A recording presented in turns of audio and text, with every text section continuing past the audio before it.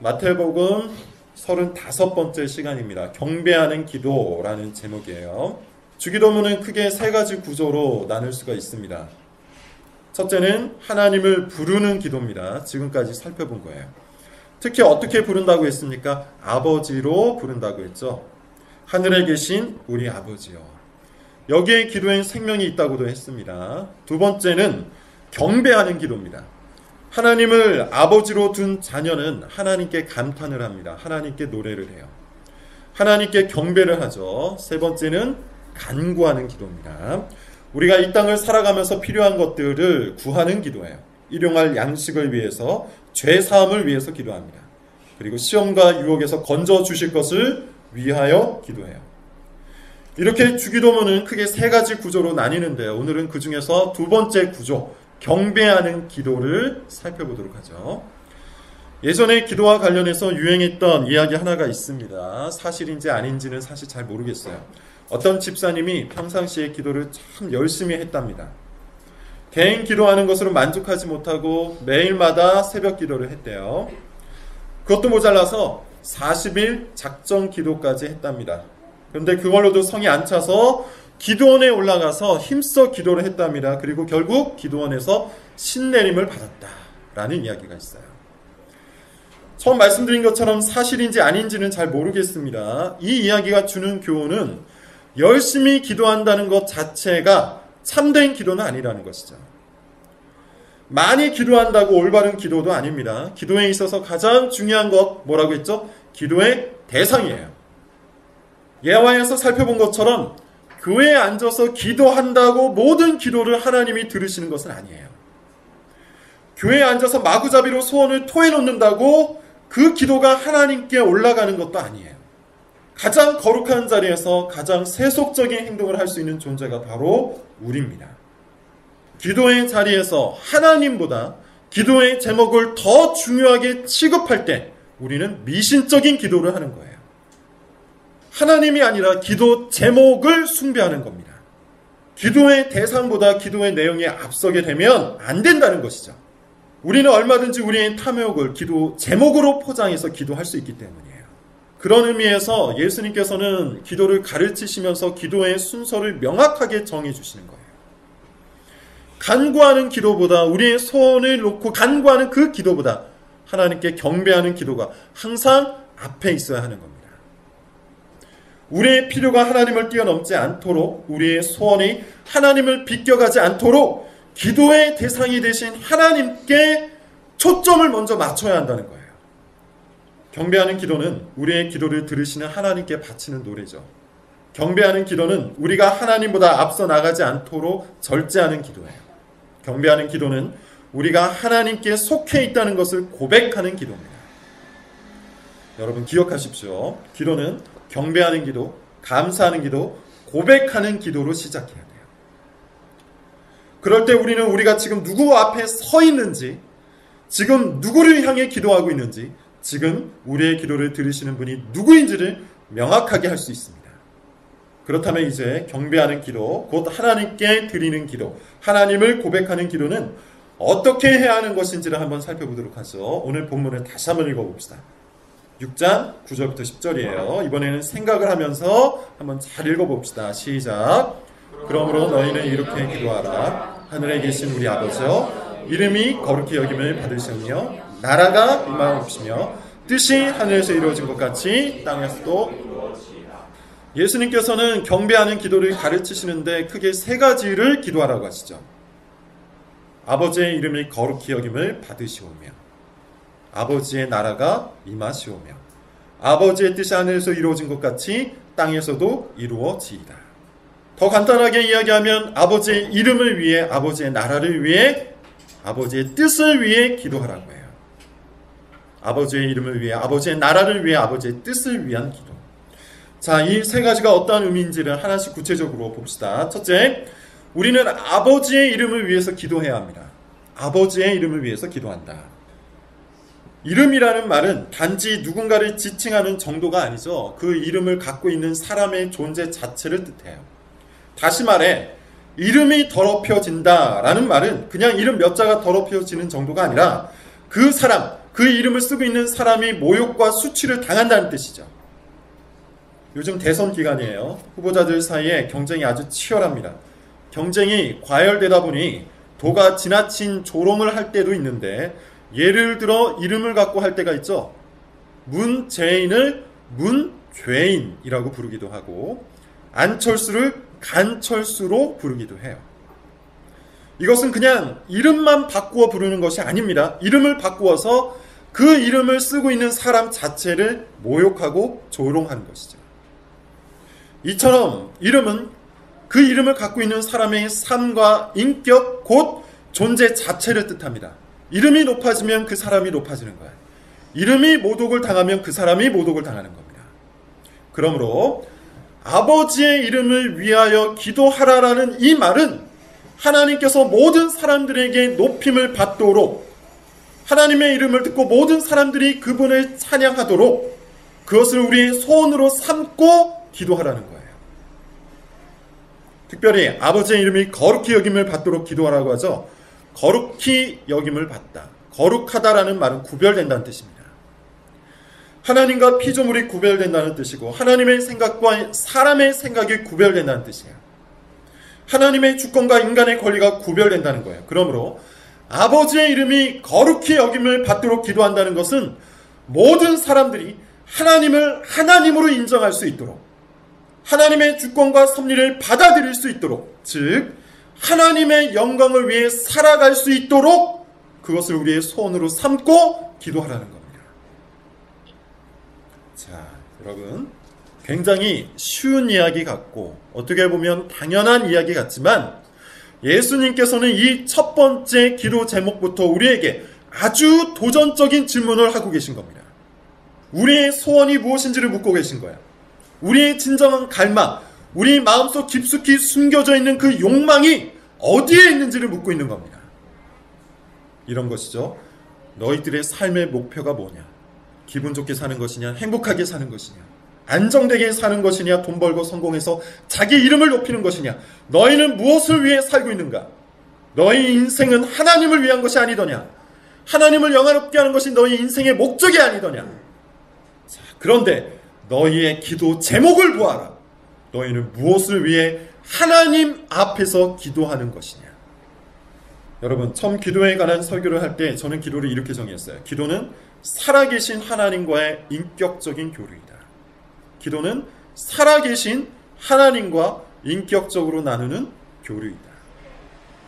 즉, 일방적으로 우리의 손을 아뢰는 것이 아니고 하나님의 말씀을 듣고 하나님의 뜻을 구하며 우리의 소원을 아뢰는 것, 그것이 기도예요. 살아계신 하나님과 인격적으로 주고받는 교류, 그것이 기도예요. 그러므로 경배하는 기도의 첫 번째, 아버지의 이름을 위한 기도를 드리는 것은 당연한 거예요. 인생의 목적을 되새기고 인생의 사명이 무엇인지를 다시 깨닫게 해달라고 기도하는 것, 이것만큼 중요한 것은 없어요. 여러분이나 저나 모든 사람들이 함께 동의하는 것이 있는데요. 사람은 망각의 존재라는 것이죠. 자꾸 잊는다는 거예요.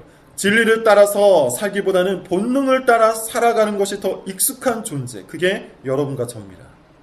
하나님이 우리에게 명령하신 인생의 목적을 따르기보다는 내가 스스로 만들어낸 인생의 계획표를 따르는 것이 더 쉬운 존재, 그게 여러분과 저예요. 그렇게 우리는 쉽게 하나님의 말씀에서 우리에게 주신 인생의 목적에서 어긋나게 사는 존재예요. 그렇게 우리는 간구해야 하는 것이죠. 우리 안에 신령한 목적이 회복될 수 있도록 간구해야 돼요. 인생의 참된 목적이 어디에 있는지 깨달을 수 있도록 날마다 기도해야 돼요. 하나님의 말씀이 내 심령에서 살아나도록, 하나님의 진리가 내 마음에서 생명의 말씀이 되도록, 하나님의 목적이 내 인생의 목적이 되도록 우리는 날마다 주님 앞에 엎드려 기도해야 하는 거예요. 아버지의 이름이 거룩히 여김을 받도록 간절히 기도해야 한다는 거예요.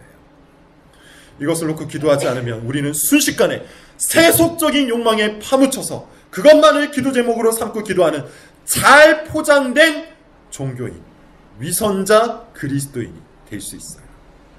칼빈이 이렇게 말합니다. 우리는 우리 자신의 명예를 지키는 일에는 지나치게 몰두하면서도 우상 숭배에 빠진 세상에서 하나님의 명예가 짓밟히고 농담과 조롱의 대상이 되고 심지어 갈갈이 찢길지라도 그 모든 일을 못 본 채 합니다.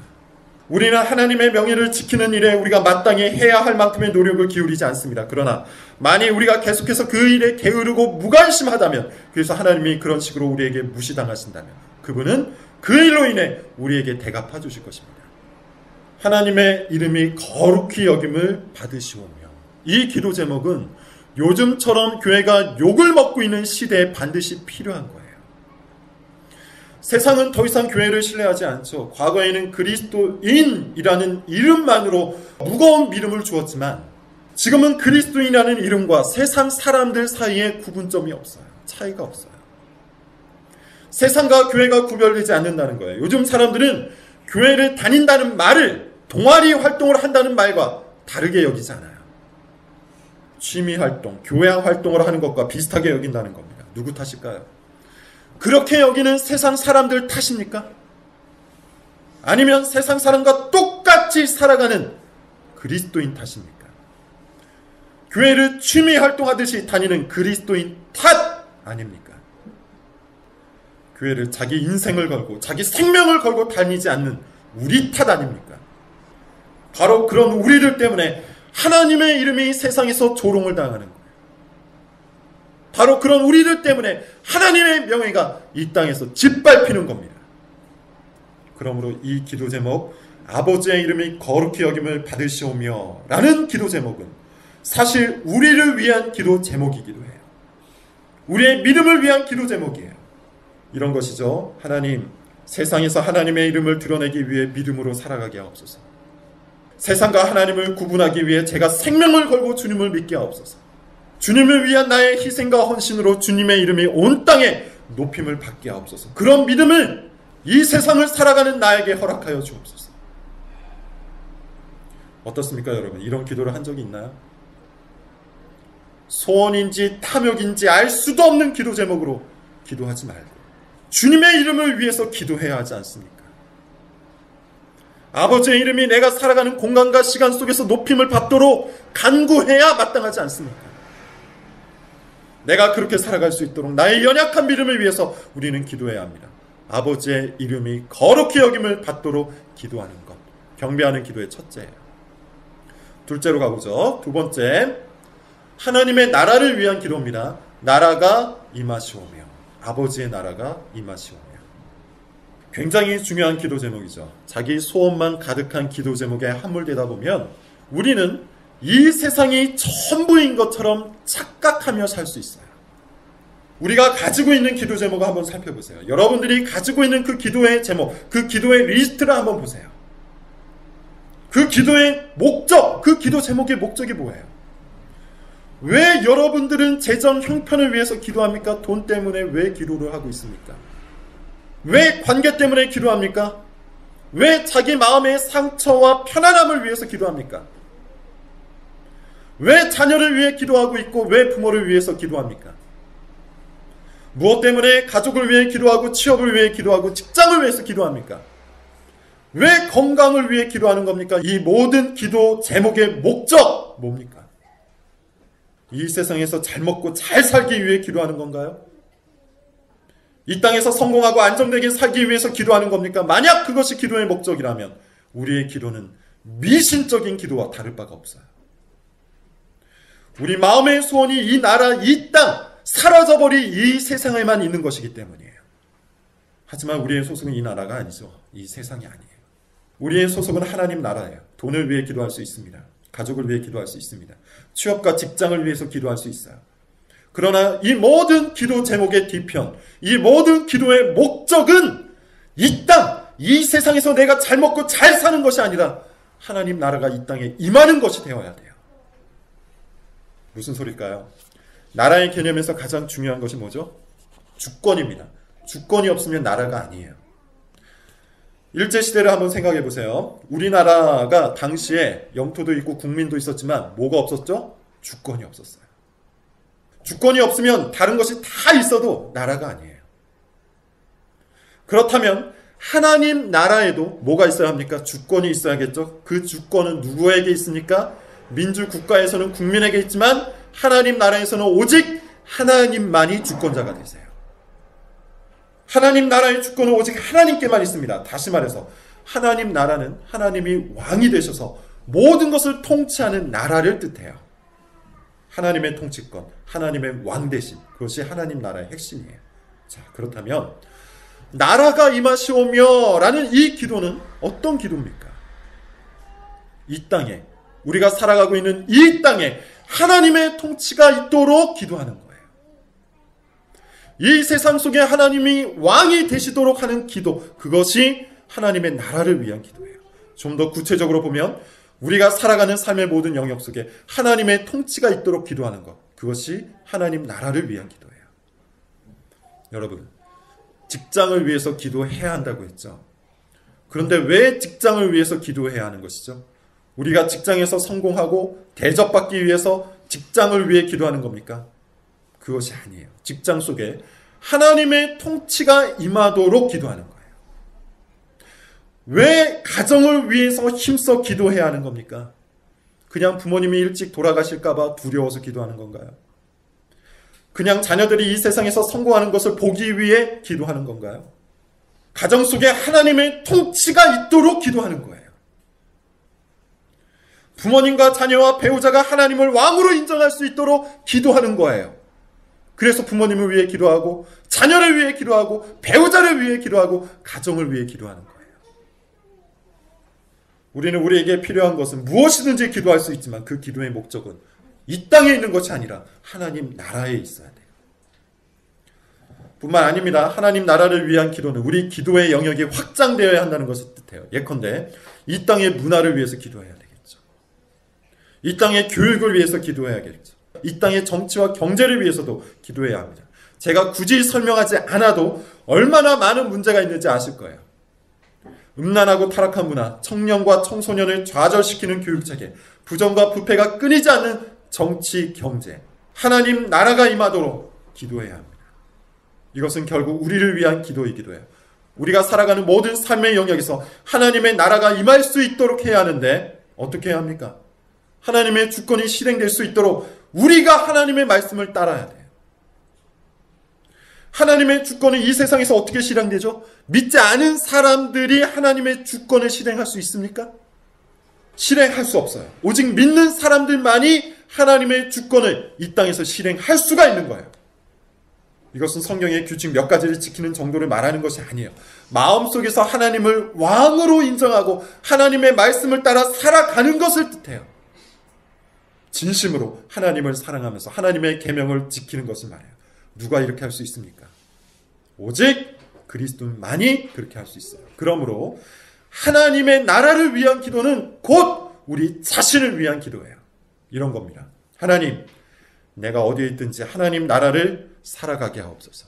세상은 원수를 미워하고 이웃을 사랑하라고 하지만 저는 원수를 사랑하고 이웃을 섬기기 원합니다. 그렇게 하여 주옵소서. 세상은 자기 이름을 높이고 성공을 위해서 살아가라고 하지만 저는 하나님의 이름을 높이고 주님의 명예를 위해 살아가기 원합니다. 그렇게 하여 주옵소서.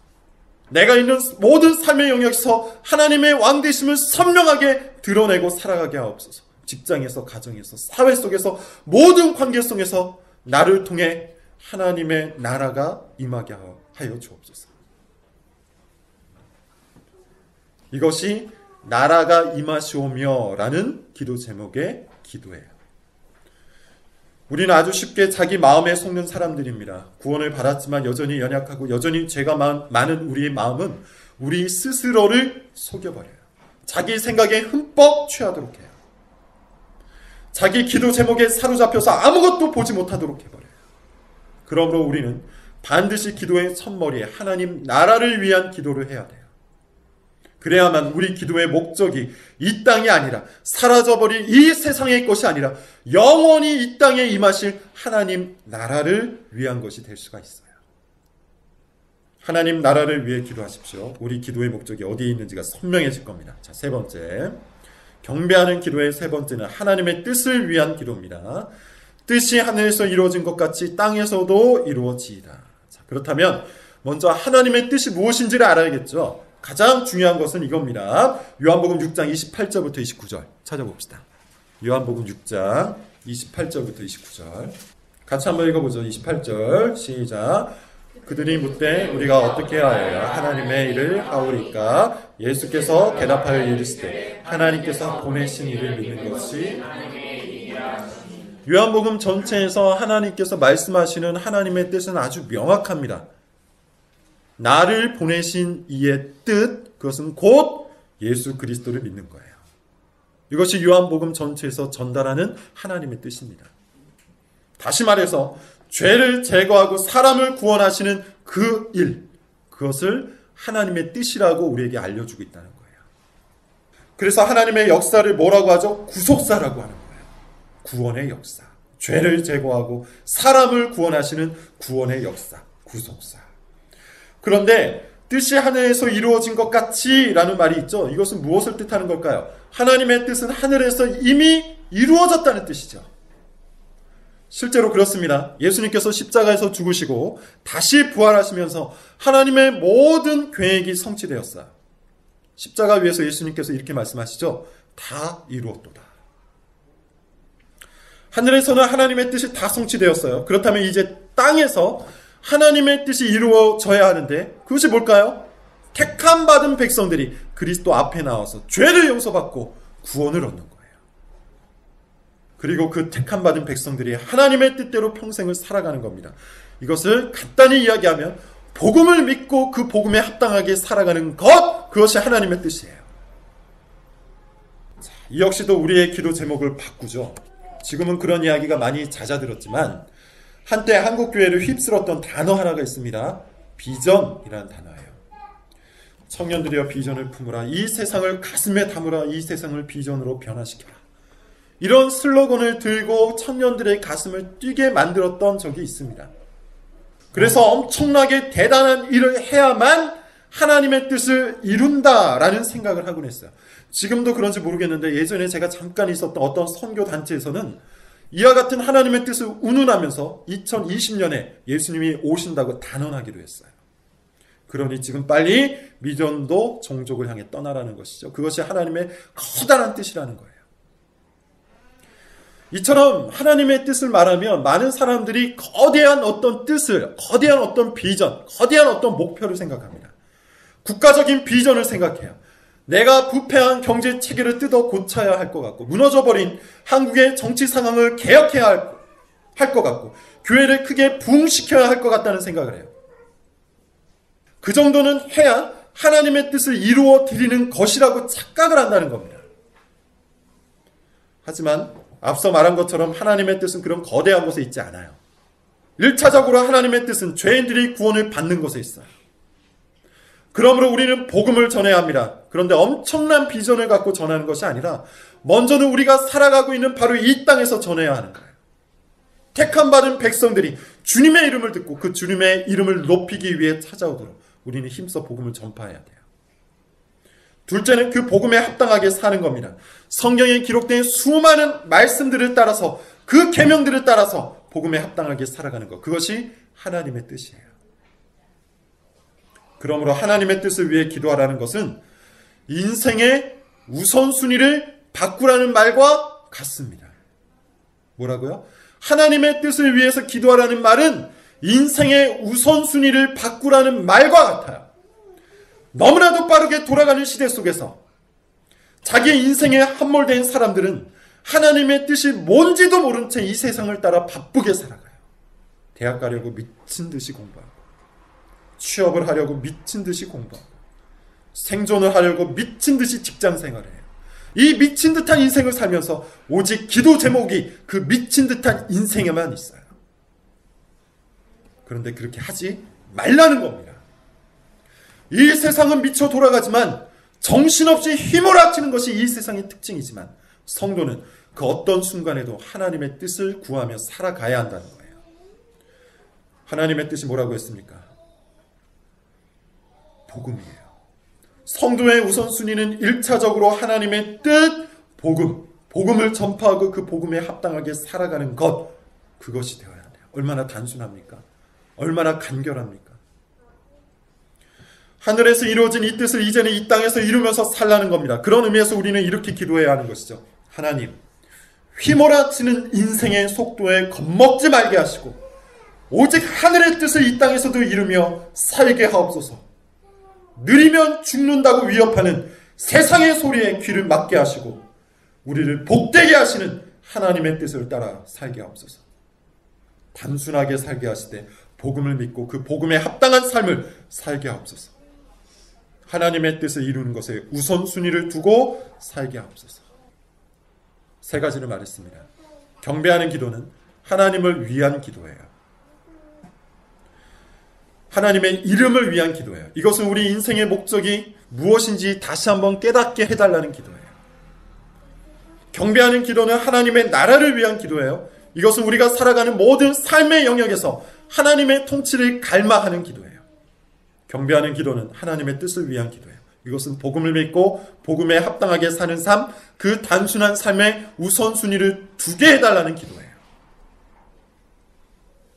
정리하자면 경배하는 기도는 자칫하면 욕망에 빠져버릴 수 있는 미신적인 기도 행위를 하나님께로 돌려드리는 경건한 기도 활동으로 바꾸는 기도입니다. 여러분, 반드시 경배하는 기도를 시작하십시오. 이것은 우리의 마음이 하나님께로 향하도록 하고 우리의 시각이 하나님께로 고정되도록 하며 우리의 언어가 하나님의 것으로 바뀌도록 합니다. 경배하는 기도가 우리의 기도를 바꿉니다. 하나님의 이름을 위해, 하나님의 나라를 위해, 하나님의 뜻을 위해 기도하는 여러분들이 되시기 바랍니다. 기도하겠습니다.